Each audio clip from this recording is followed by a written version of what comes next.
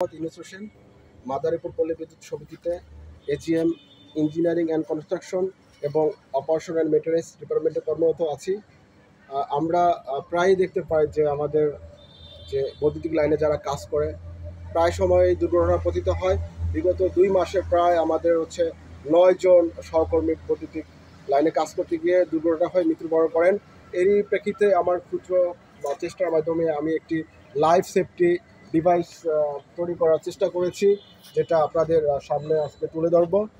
সচরাচর আমাদের যখন বৈদ্যুতিক লাইনে আমাদের ঝড় বৃষ্টি হয়, আমাদের যে বাংলাদেশের আবহাওয়া বিভিন্ন সময় ঝড় বৃষ্টি হয়ে থাকে, বন্যা হয়ে থাকে, ঘূর্ণিঝড় হয়ে থাকে।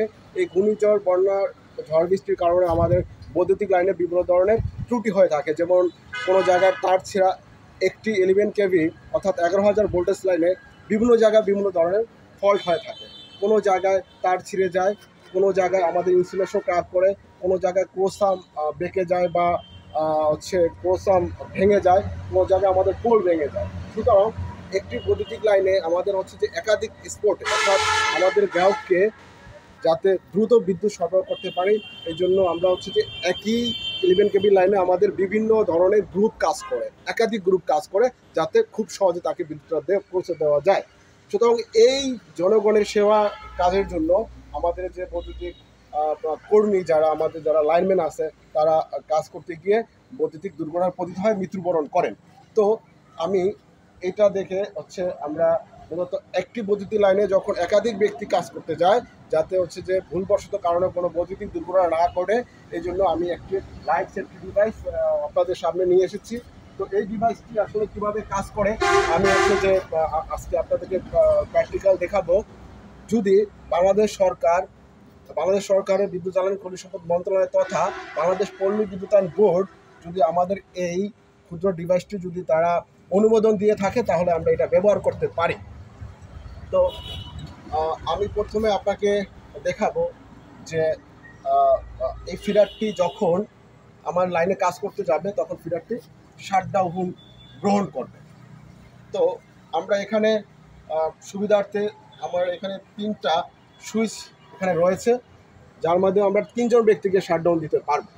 তো আমি প্রয়োজনে একাধিক এক্সটেনশন করতে পারি, আরও প্রয়োজনে 5-7টাও আমি এক্সটেনশন করতে পারি আমার প্রয়োজন এবং চাহিদা অনুযায়ী।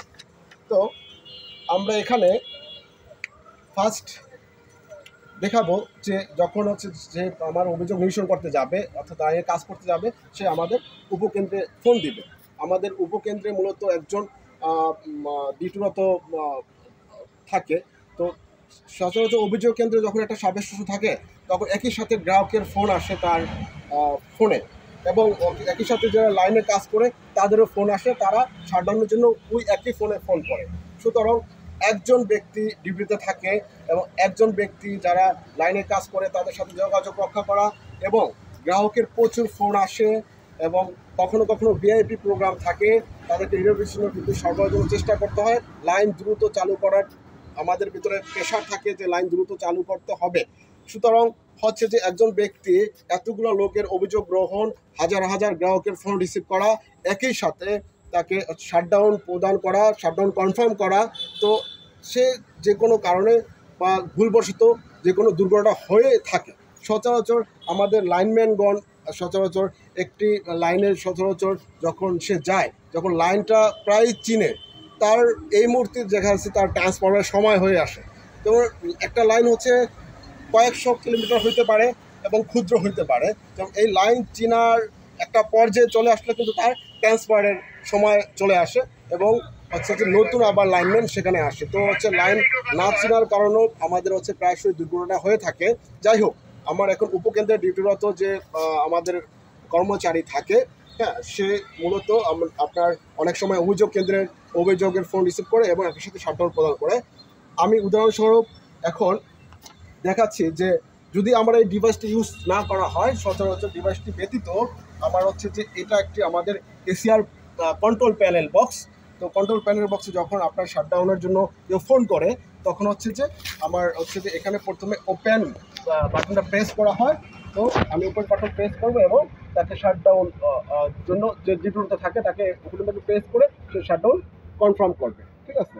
তো সেক্ষেত্রে হচ্ছে যে আমার যে ডিউটিরত কর্মচারী আছে তার কাছে শাটডাউন চাইলো, সে ওপেন বাটন প্রেস করলে তাকে ফিডারটি ট্রিপ করে তাকে বলবে যে এখন দেখেন এখানে হচ্ছে ফিডারটি আমার ট্রিপ হয়েছে, কোনো কারেন্ট যাচ্ছে না, এ ফেজে 0, বি ফেজে 0, সি ফেজে 0 এবং গ্রাউন্ডে 0।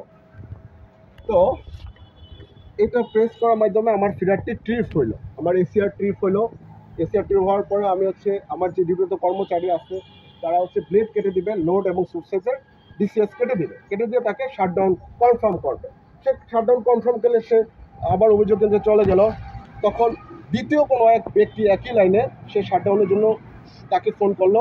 সে কি করলো যে এখানে এসে যেহেতু এইবার এটা একবার শাটডাউন হয়ে গেছে, সেটা প্রেস করে তাকে শাটডাউন দিয়ে দিচ্ছে। তার জন্য সে কি করবে, এখানে আর কোনো বাটন প্রেস করার স্কোপ নাই, একই বাটনের মাধ্যমে তাকেও শাটডাউন, মানে প্রেস করার প্রয়োজন নয়, কিন্তু শাটডাউন হয়ে গেছে। তো সে কি করবে, সচরাচর আমরা তাদেরকে নির্দেশনা দিয়ে থাকি যে একটা ট্যাগ ঝুলানো, এখানে হচ্ছে যে এখানে যে আমাদের এখানে ট্যাগ থাকে সচরাচর এরকম, তার নামে হচ্ছে একটা ট্যাগ ঝুলিয়ে দেওয়া হয়, নাম সহকারে ট্যাগগুলো ঝুলিয়ে দেওয়া হয়। এই যে এরকম ট্যাগ ঝুলিয়ে দেওয়া হয়, আমাদের নির্ধারিত ফর্ম ট্যাগ আছে, লাল ট্যাগ, এটা ঝুলিয়ে দেওয়া হয়। তো এখন হচ্ছে যে অনেক সময় ট্যাগ ঝুলাইতেও ভুল করে, দেখা যাচ্ছে যে আবার আরেকজনও কেউ ওই ফিডারে শাটডাউন চাইলো, তখন কিন্তু এই বাটন আবারও প্রেস করার কোনো স্কোপ নাই, ঠিক আছে। তো আমি এখন দেখাবো যে আসলে কিভাবে একাধিক ব্যক্তি শাটডাউন গ্রহণ করলে তাদেরকে ইন্ডিভিজুয়ালভাবে কিভাবে শাটডাউন দেওয়া যায় এবং ইন্ডিভিজুয়ালভাবে কিভাবে লাইনটা চালু করা যায় যাতে কোনো দুর্ঘটনা না ঘটে। যে কোনো একজনের ক্লিয়ারেন্সের মাধ্যমে লাইন চালু করার পরেও কোনো দুর্ঘটনা হবে না এবং লাইন চালুই হবে না, দুর্ঘটনা হওয়ার স্কোপই থাকবে না। তো আমি আপনাকে দেখাচ্ছি, উদাহরণস্বরূপ হচ্ছে পার্সন 1 ক, সে আমাদের উপকেন্দ্রের যে ডিউটি আছে অর্থাৎ অভিযোগ কেন্দ্রের যে ডিউটি আছে তার কাছে শাটডাউন চাইলো। সে যথারীতি এখানে আসলে বাটনটা প্রেস করলো, তাকে শাটডাউন দিল এবং এখানে যে সুইচ আছে এই সুইচটা সে উপরের দিকে উঠিয়ে ফেললো, তার শাটডাউন নিশ্চিত করলো এবং তার ডিএস ব্লেড কেটে দিয়ে এখানে ট্যাগ ঝুলিয়ে দিল। দেন দ্বিতীয় অন্য কোনো ব্যক্তি মিস্টার খ, তার কাছে শাটডাউন চাইলো, সে যথারীতি এসে এখানে তো এটা বাটন করার কোনো স্কোপ নাই, ঠিক আছে, একবার বাটন প্রেসই হলে এটা শেষ, আর কোনো স্কোপ এখানে নাই। সো তার জন্য সে এই বাটন প্রেস করে তাকে শাটডাউন নিশ্চিত করলো এবং ডিএস ব্লেড কাটা আছে, হ্যাঁ, এবং হচ্ছে কেটে হচ্ছে ট্যাগ ঝুলিয়ে দিল, হ্যাঁ। তো তৃতীয় আরও কোনো এক ব্যক্তি আবার একই লাইনে শাটডাউনের জন্য তাকে ফোন করলো, হ্যাঁ, তাকে শাটডাউন প্রদান করলো এবং হচ্ছে যে আপনার হচ্ছে এই বাটন প্রেস করলো উপরের দিকে এবং ট্যাগ ঝুলিয়ে দিল। তো এখন দেখা যাচ্ছে যে কি আপনার পার্সন ক, পার্সন খ, পার্সন গ, এই 3 পার্সনের ভিতরে যে কোনো এক পার্সনের কাজ শেষ হয়ে গেল। আমি মনে করলাম পার্সন খ এর কাজ শেষ হয়ে গেল, সে উপকেন্দ্রে ফোন করলো এবং বললো যে আমার কাজ শেষ, আপনি ফিডারটি চালু করতে পারেন। তো এই মুহূর্তে সে তার ট্যাগ খুলে ফেললো এবং ফিডারটি চালু করার জন্য প্রস্তুত করবে, তাই না? এখানে বাটনটা প্রেস করলে তো চালু হয়ে যাবে, এই তো এরকম না, আগে ছিল এখানে বাটন প্রেস করলেই ফিডারটি চালু হয়ে যেত এবং অন্য যে কর্মীগুলো আছে তারা বৈদ্যুতিক দুর্ঘটনা পতিত হয়, মৃত্যুবরণ করত। তো এখানে যদি সে চেষ্টা করে যে এই বাটন প্রেস করে, অর্থাৎ তার শাটডাউন উইথড্র করে ফেললো, তার বাটনটা নিচের দিকে নামিয়ে ফেললো, এখন যদি সে চেষ্টা করে যে সে ফিডারটা চালু করবে, কিন্তু সে পারবে না, কারণ আমি প্র্যাকটিক্যালি দেখাচ্ছি, আমি এখানে নিয়ে আসলে আমি দেখাবো যে ক্লোজ বাটন যদি আমি চাপ করি, প্রেশার দেই, হ্যাঁ, ক্লোজ বাটনে কিন্তু কাজ করবে না, আমার কারেন্ট যাচ্ছে 0 অ্যাম্পিয়ার এবং হচ্ছে দেখাচ্ছে ক্লোজ ব্লক স্ট্যাটাস এবং নিচেও আমার প্যানেলে দেখাচ্ছে ক্লোজ ব্লক। সো আমি চেষ্টা করলেও কিন্তু ফিডারটি চালু করতে পারবো না। এই যে আরও দুজন ব্যক্তি আছে মিস্টার ক এবং মিস্টার গ, এই দুজনের কাছ থেকে ক্লিয়ারেন্স না পাওয়া পর্যন্ত, যতক্ষণ না এই মিস্টার ক এবং মিস্টার গ না বলবে যে আমার কাজ শেষ, ফিডারটি চালু করতে পারেন। তো প্রথম ব্যক্তি বললো যে ফিডারটি চালু করার জন্য আমার মনে নাই, ঠিক আছে, আমার ভুলে গেছে যে আর কে কে আছে ওখানে, কিন্তু এই অবস্থায় যদি আমি চেষ্টা করি যে ফিডারটি চালু করব, কিন্তু আমি চেষ্টা করলেও পারবো না, তখন আমি দেখবো যে আসলে লাইনে কে আছে আরও, তখন আমার মনে হবে মিস্টার ক আছে এবং মিস্টার গ আছে। তো মিস্টার ক এবং গ এর সাথে এক পর্যায়ে আমি কথা বলে তাদের ক্লিয়ারেন্স দিলাম এবং হচ্ছে প্রথমত আমার মিস্টার গ আমাকে ক্লিয়ারেন্স দিল, তার ট্যাগ খুলে ফেললাম এবং যদি আমি আবার যদি লাইন চালু করার চেষ্টা করি কিন্তু আমি লাইন চালু করতে পারবো না। ঠিক আছে, এখানে আবার এখানে হচ্ছে চলে আসবে ক্লোজ ব্লক স্ট্যাটাস। সুতরাং হচ্ছে যে আমি চেষ্টা করলো লাইন চালু হবে না। এবং কারণ হচ্ছে কি, আমার মিস্টার ক কিন্তু এখনো আমাকে ক্লিয়ারেন্স দেয়নি। সাব স্টেশনের যে ডিউটিরত আছে তাকে মিস্টার ক এখনো ক্লিয়ারেন্স দেয়নি, লাইন চালু করার পারমিশন দেয়নি, বা হচ্ছে লাইন চালু করার ক্লিয়ারেন্স দেয়নি। যখন এক পর্যায়ে মিস্টার কও পারমিশন দিবে লাইন চালু করার জন্য, অথবা ক্লিয়ারেন্স দিয়ে দিবে, তখন যদি আমি মিস্টার কয়ের আমি ট্যাগ খুলে ফেললাম এবং হচ্ছে এই বাটনটি নিচের দিকে প্রেস করলাম, প্রেস করার পরে এখন আমি আমার লাইনে কোনো আমার কর্মী নাই, বা হচ্ছে আমাদের লাইনম্যান যারা আছে তারা নাই।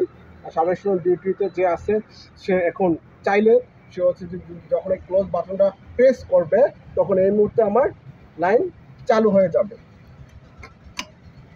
এই যে আমি আবার প্রেস করলাম,